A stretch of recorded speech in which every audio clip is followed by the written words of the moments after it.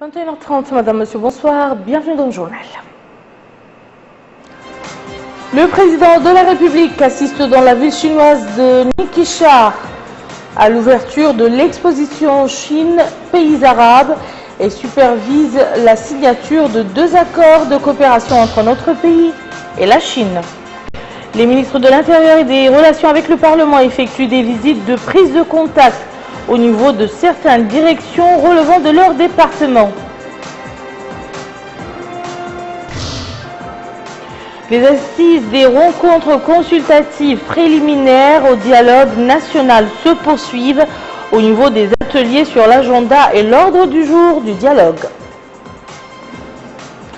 Merci, madame, monsieur, de vous joindre à nous. Le président de la République, Mohamed Ould Abdel Aziz, poursuit sa visite d'État en République populaire de Chine. Ce matin donc, dans la ville autonome de Nikisha, le chef de l'État a eu plusieurs activités, parmi lesquelles sa présence à l'ouverture de l'exposition Chine, pays arabes, dont il a visité les différents stands. Il a saisi l'occasion de la cérémonie d'ouverture de l'exposition pour appeler les hommes d'affaires chinois à investir en Mauritanie. Mohamed Jamil Bakar.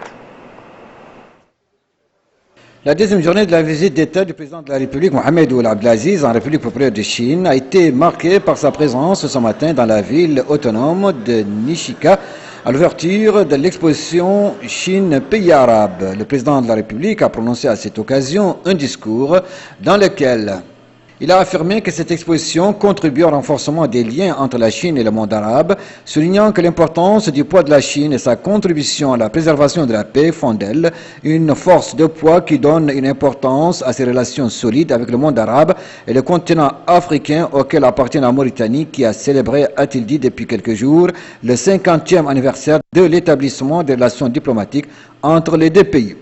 Il a ajouté que la coopération entre les deux pays touche les secteurs de l'hydraulique, de la santé, de l'agriculture et des infrastructures de base, avant de passer en revue les opportunités d'investissement dont dispose notre pays et la renaissance économique dont il jouit depuis 7 ans. Mohamed Ould Abdel Aziz a invité les hommes d'affaires chinois à investir en Mauritanie afin de bénéficier du développement et des opportunités dont dispose notre pays. Le président de la République a par la suite visité les différents stands de l'exposition en compagnie de la présidente de la ville autonome de Nikisha. L'exposition renferme des aspects d'industrie chinoise dans le domaine de la technologie moderne, du montage des véhicules, des bateaux et des avions. Le président de la République a par ailleurs supervisé une cérémonie de signature de 2 accords de coopération entre notre pays et la Chine à travers 3 sociétés chinoises portant sur le développement de la zone industrielle de la pêche continentale au niveau du PK 28. La convention a été signée par le ministre des Pêches et de l'Économie maritime, Nani Ould Shrouqa. La seconde convention porte sur la création d'un partenariat sino-mauritanien de production du sucre. Cette convention a été signée par le directeur général de la Société de sucre et ses dérivés, Dioulizaine. Au chapitre des audiences, le président de la République, Mohamed Ould Abdel Aziz, a reçu dans sa résidence Li Huanho, président du comité permanent du Congrès des représentants du peuple de la province autonome de Nishika. Les entretiens ont porté sur le processus de coopération exemplaire entre les deux pays en présence de la délégation accompagnant le président de la République. Le chef de l'État a également eu une entrevue avec les chefs des missions diplomatiques arabes en Chine, au cours de laquelle les différentes questions qui se posent sur la scène arabe et internationale ont été passées en revue.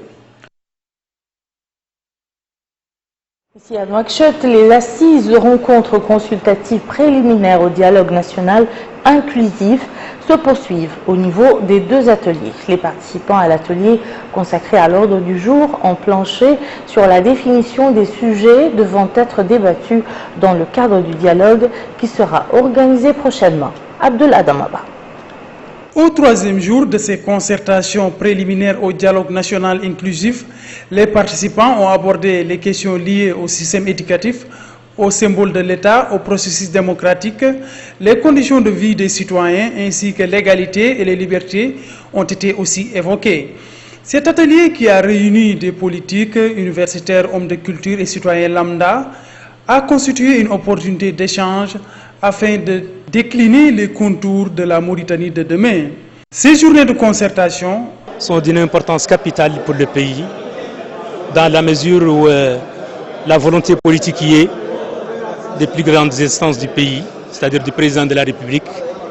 Je pense qu'en réalité, il n'y a aucune raison que les gens veulent se dérober au dialogue, dans la mesure où le dialogue, c'est la seule possibilité pour que ce pays puisse avancer, pour que les problèmes soient posés d'une manière convenable et que les gens s'expriment d'une manière assez ouverte. Nous pensons que la démocratie, c'est la transparence d'abord. Tous les problèmes doivent être posés d'une manière très transparente, doivent être posés au peuple pour que le peuple puisse juger, pour que le peuple puisse donner en réalité son avis sur ce genre de situation qui est le sien, c'est-à-dire les problèmes journaliers, les problèmes de développement, les problèmes sociaux. Ce jeune homme appelle les politiques à venir participer au dialogue, plus particulièrement les partis politiques. Je parle aux politiciens qui ont refusé de venir dialoguer avec nous. Venir dialoguer, c'est quoi? C'est venir discuter. Ça ne signifie pas accepter. Vous venez en dialogue, si vous avez votre programme, exposez ça ici, devant tout le monde. On va exposer ici tous les programmes, les problèmes d'esclavage, les problèmes de l'unité nationale, toutes les questions, les problèmes de l'éducation.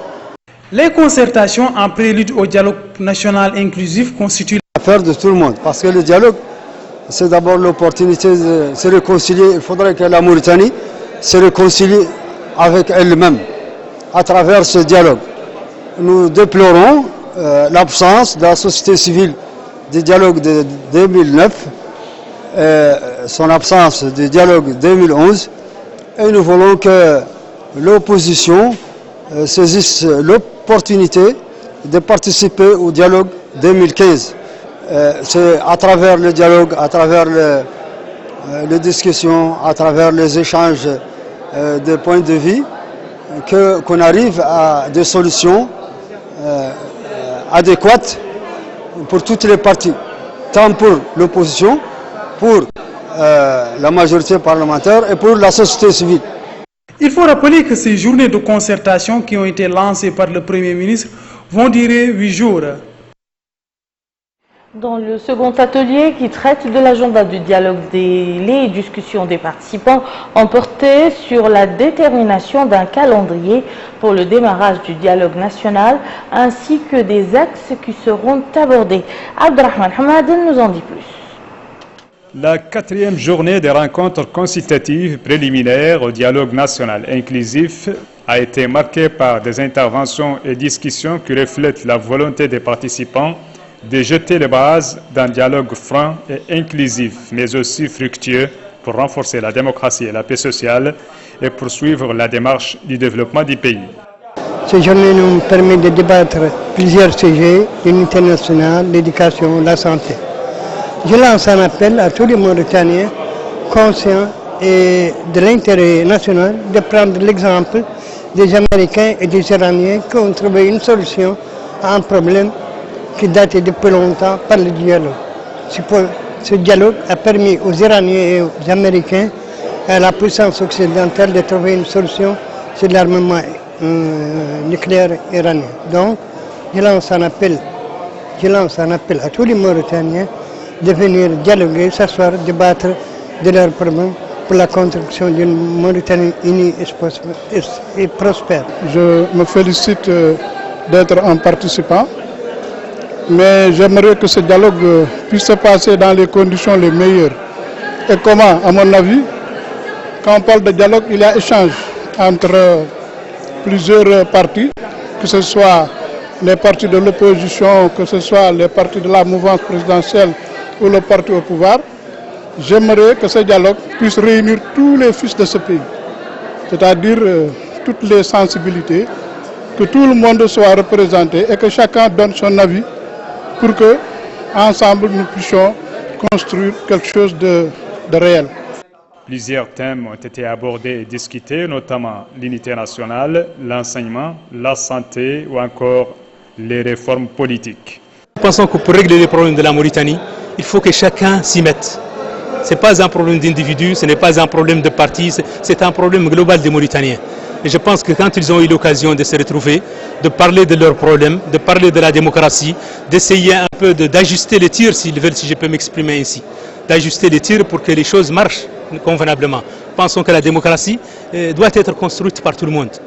Nous appelons toutes les bonnes volontés, toutes les forces vives de la Mauritanie qui aiment la Mauritanie, qui veulent que la Mauritanie aille de l'avant, à venir discuter ensemble pour trouver une solution aux difficultés de la gouvernance de la Mauritanie et aussi des populations de la Mauritanie.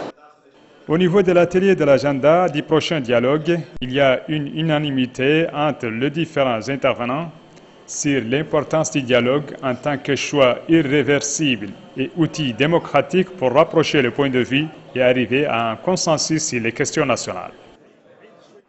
Au chapitre des activités des membres du gouvernement, la visite effectuée ce matin par le nouveau ministre de l'Intérieur et de la décentralisation, Ahmed Ould Abdallah, dans les directions centrales de son département et au niveau de l'Agence nationale du registre de la population et des titres sécurisés et de la Direction générale de la protection civile. Cette tournée d'information et de prise de contact a permis au ministre de s'informer sur le fonctionnement de ces administrations et sur la nature des problèmes qui leur sont éventuellement posés. Bakar Ndiaye. Le ministre de l'Intérieur et de la décentralisation, Ahmed Ould Abdallah, dans les couloirs de l'Agence nationale du registre de la population et des titres sécurisés. Rattachée au ministère de l'Intérieur et de la décentralisation, cette agence joue un rôle clé dans la sécurisation du pays. À son arrivée, le ministre de l'Intérieur et de la décentralisation était accueilli par les principaux responsables de l'Agence nationale du registre de la population et des documents sécurisés.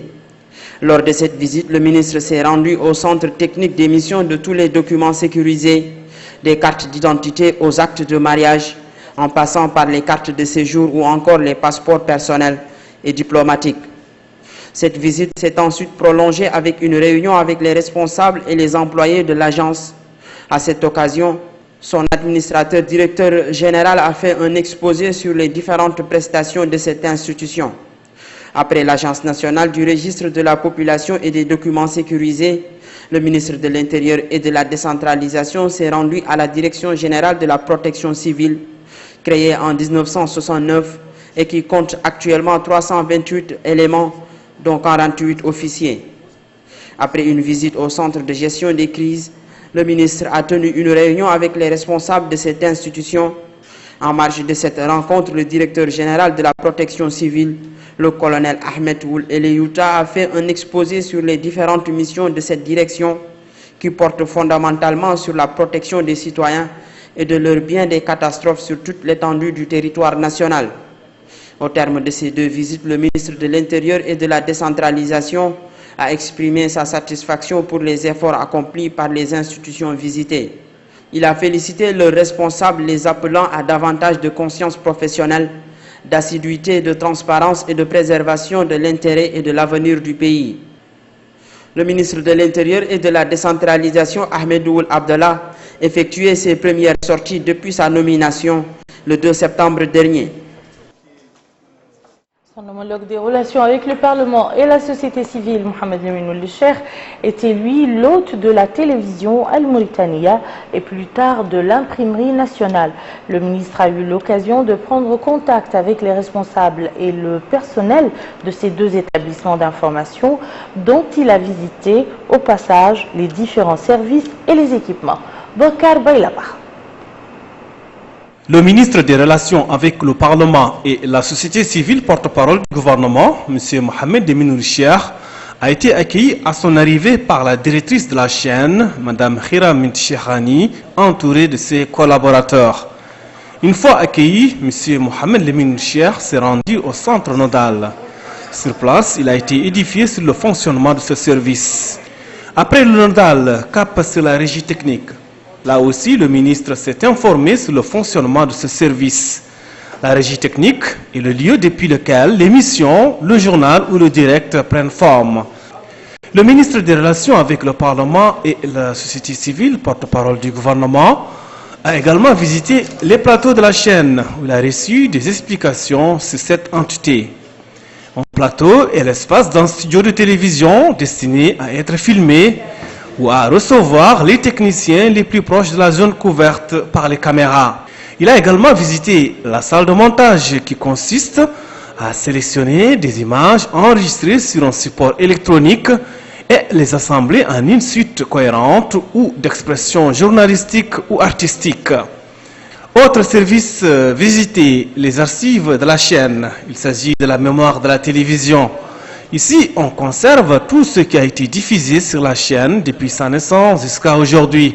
On peut y retrouver des journaux datant des premières années de l'indépendance de la Mauritanie ou bien des émissions mettant en valeur la diversité culturelle du pays. Une télévision, c'est aussi une salle de rédaction et les services de programme. Là aussi, le ministre des Relations avec le Parlement et la société civile, porte-parole du gouvernement, a été édifié sur le travail des journalistes dans la salle de rédaction. Et à l'issue de ces déplacements, le ministre a présidé une réunion des responsables des services et des représentants du syndicat. Il a souligné le rôle pionnier joué par les médias dans le développement des sociétés, l'enracinement de la démocratie et le renforcement des valeurs de l'état de droit.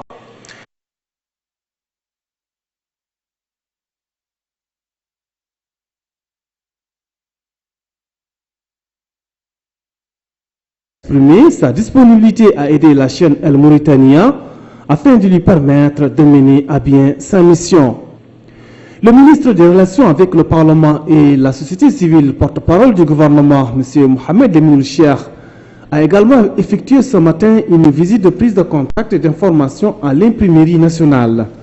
À l'entrée de l'établissement, le ministre a été accueilli par le directeur général de cet établissement, M. Sidi Ouldoman, entouré de ses collaborateurs. M. Mohamed Emine Cheikh a visité à cette occasion les différents ateliers de l'imprimerie. Il a pris connaissance des équipements et il a suivi des explications détaillées sur le fonctionnement de l'imprimerie. Il a clôturé sa visite par la tenue d'une réunion avec les responsables de cet établissement et les représentants des syndicats. Et au cours de cette réunion, il a mis en exergue le rôle important joué par l'imprimerie nationale en sa qualité de symbole dans l'espace médiatique mauritanien de mémoire et de réservoir de la culture nationale. Le ministre des Relations avec le Parlement et la société civile, porte-parole du gouvernement, était accompagné au cours de cette visite par le secrétaire général du département, M. Cheikh Oul-Bouastriye, ainsi que par certains responsables centraux du ministère.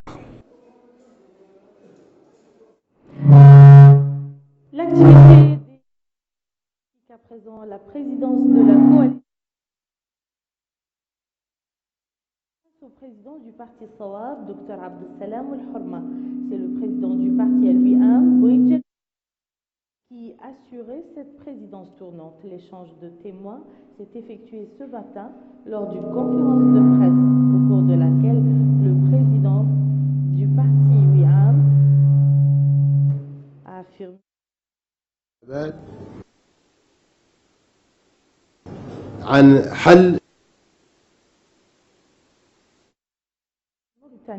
aux affaires du pays. Son successeur a quant à lui indiqué que la CAP œuvre pour un dialogue national inclusif et indiqué qu'elle déploie des efforts en vue d'un règlement politique consensuel.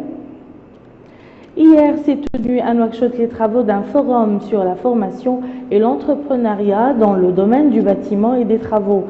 Cette rencontre a consacré le démarrage officiel du projet de l'atelier de maintenance des routes en Mauritanie qui s'inscrit dans le cadre de l'appui institutionnel au secteur du transport. Moussa Ndiaye.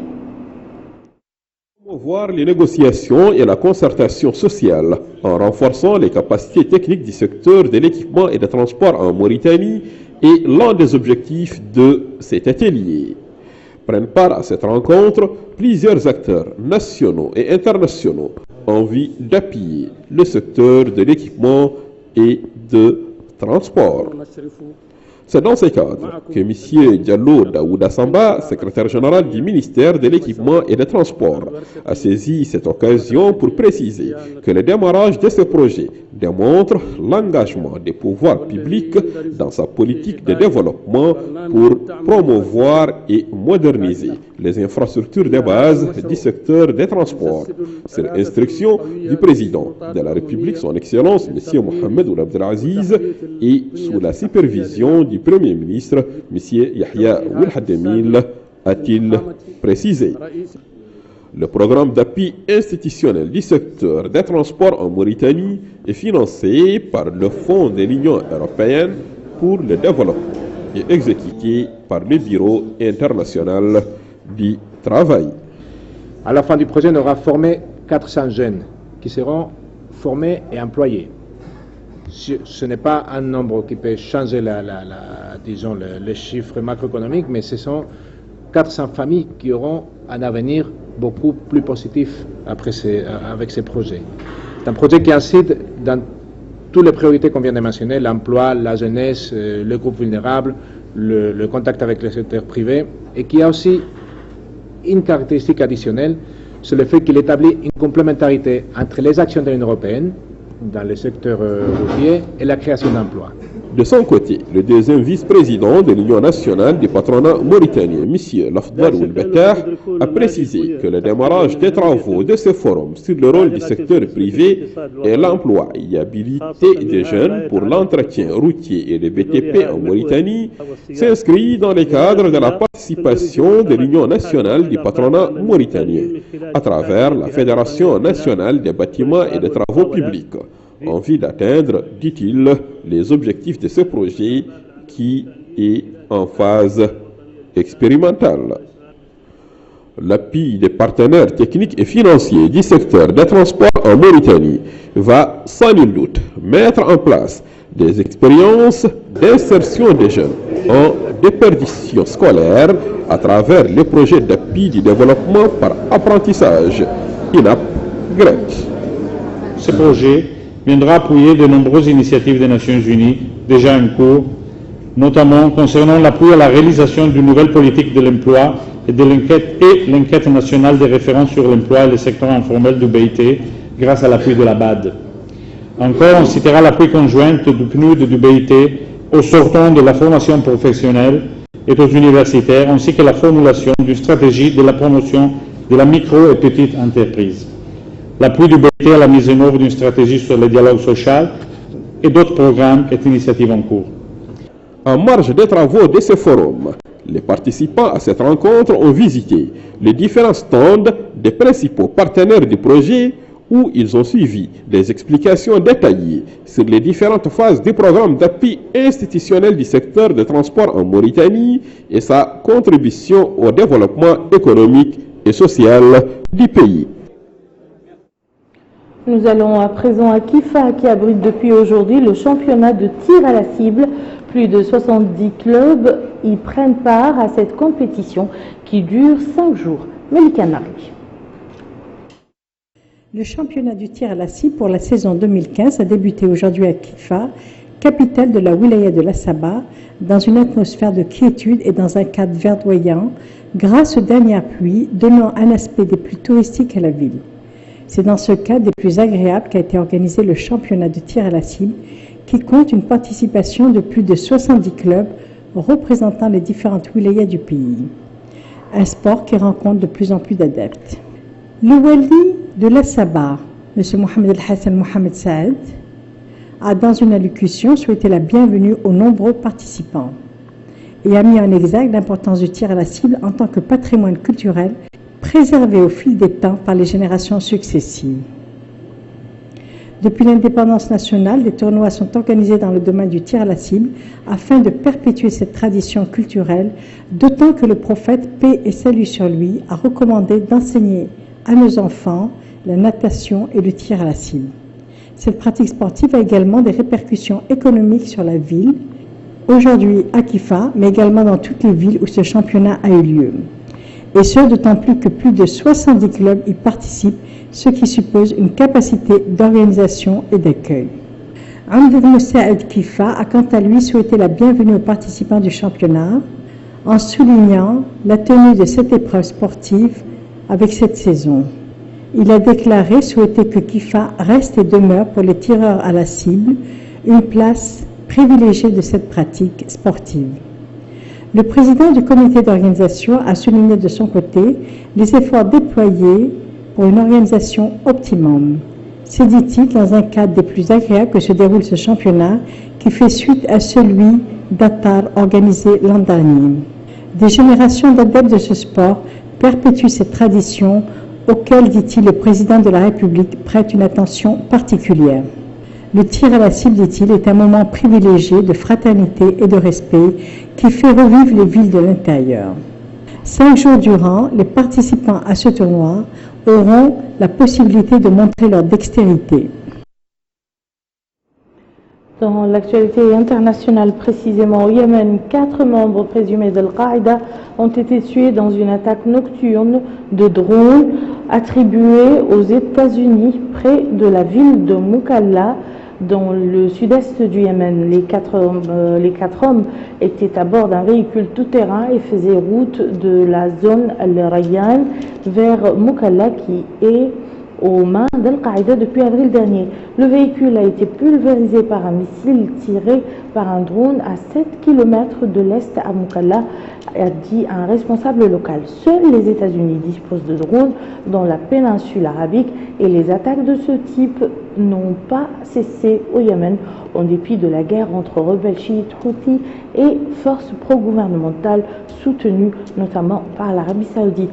Al-Qaïda a profité du chaos créé par l'escalade de ce conflit en mars pour s'emparer le mois suivant de Mukalla, capitale de la vaste province du Hadramaut et berceau de la famille du feu Oussama Ben Laden, fondateur du réseau extrémiste sunnite.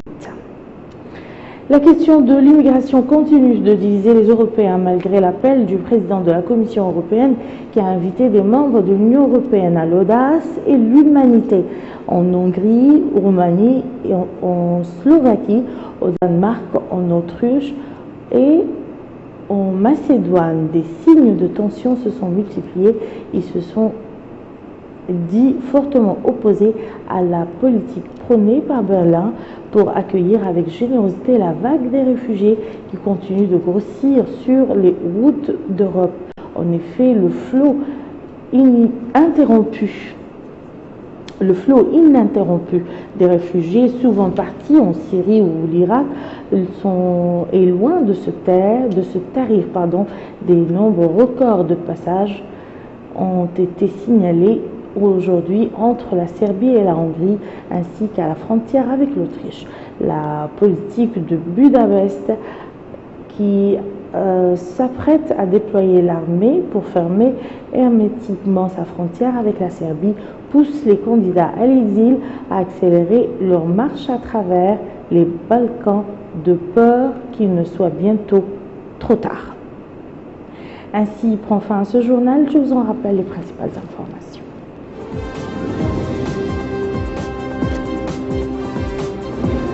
Le président de la République assiste dans la ville chinoise Nikisha à l'ouverture de signature de 2 accords de coopération entre notre pays et la Chine. Les ministres de l'Intérieur et des Relations avec le Parlement effectuent des visites de prise de contact au niveau de certaines directions relevant de leur département.